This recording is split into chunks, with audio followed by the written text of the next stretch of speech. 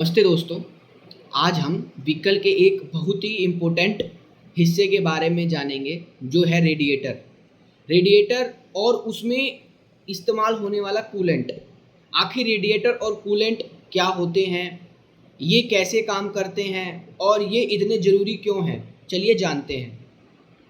मैंने पिछले अपनी 2 वीडियोस के अंदर आपको इंजन के बारे में बताया था।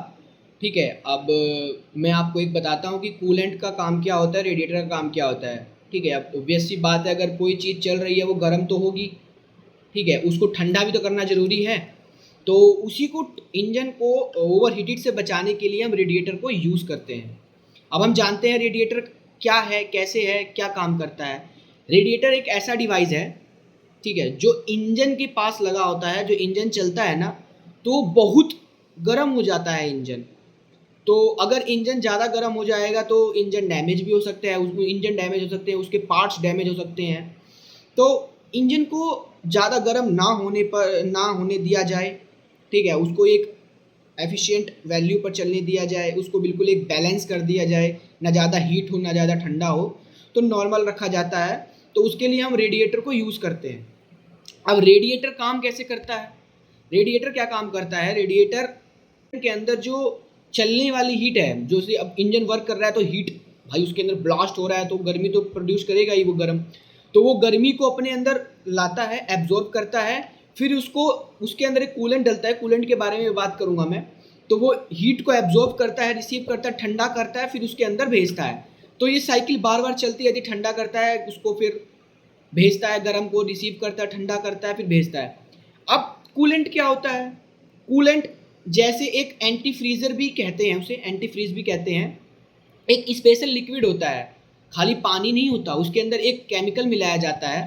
ठीक है, वो केमिकल जो बल्कि इसमें इस्तेमाल होता है, वो कूलेंट को फ्रीज होने से बचाता है। ठीक है, ठंड में, और बॉइलिंग पॉइंट बढ़ाता है गर्मियों के टाइम पे। कूलेंट इंजन के अंदर जो हीट एब्जॉर्ब करता है और रेडिएटर तक ले जाता है और ठंडा करके फिर रिलीज करता है।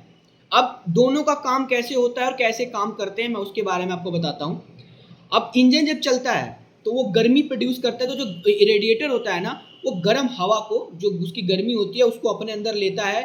उसके अंदर पतले पतले फिन्स लगे होते हैं और एयर के थ्रू वो कूल कर देता है, उसको कूलिंग करता है। ठीक है, ठंडा करके फिर वापस से इंजन के अंदर भेजता है। तो जो हीटेड कूलेंट होता है ना, वो रेडिएटर के अंदर आता है। रेडिएटर फिर ठंडा करता है। छोटी छोटी ट्यूब्स और फिन्स होती हैं जो हवा के कारण ठंडा करती हैं उसको, कूलेंट को। और अब ठंडा कूलेंट इंजन के अंदर वापस जाता है, फिर गर्म होके वापस आता है, ठंडा होके वापस जाता है। तो ये साइकिल बार बार चलती रहती है। ठीक है, अब जो हमें क्या करना चाहिए, इसके अंदर क्या मेंटेनेंस होनी चाहिए इसकी, उसके बारे में बात करता हूँ मैं। अब इंजन की तो हमने मेंटेनेंस के बारे में समझ लिया कि भाई इंजन हमारा इतने किलोमीटर चलता है तो हम अपनी बाइक की सर्विसिंग वगैरह कराते हैं, कुछ कंपोनेंट्स वगैरह चेंज होते हैं तो वो चेंज कराए जाते हैं।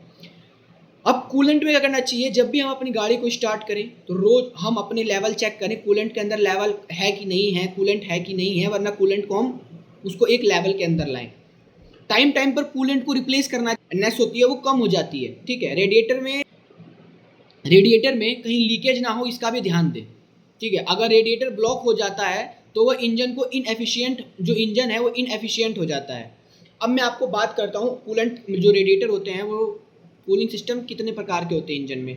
अब देखो, बाइक के अंदर जो कूलिंग सिस्टम लगा होता है और रेडिएटर, वो फिन्स लगी होती है। अब इंजन के बारे में आपने देखा होगा, एक बाइक के अंदर इंजन पे ऐसे फिन्स टाइप की मोटी मोटी निकली होती है किसी बाइक्स के ऊपर।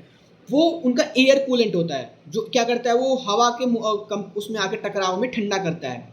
अब आपने गाड़ियों में देखा होगा एक जालीदार टाइप का, जैसे मैं एक इमेज दिखा रहा हूँ, इस टाइप का रेडिएटर देखा होगा। इसके अंदर कूलेंट डलता है। आपने देखा होगा एक पाइप ऐसे जाके इंजन में कनेक्ट होता है, वहाँ से कूलेंट आता है, वापस से फिर ठंडा होता है, फिर आता है। कूलेंट वाटर बेस्ड भी होते हैं, ऑयल बेस्ड भी होते हैं।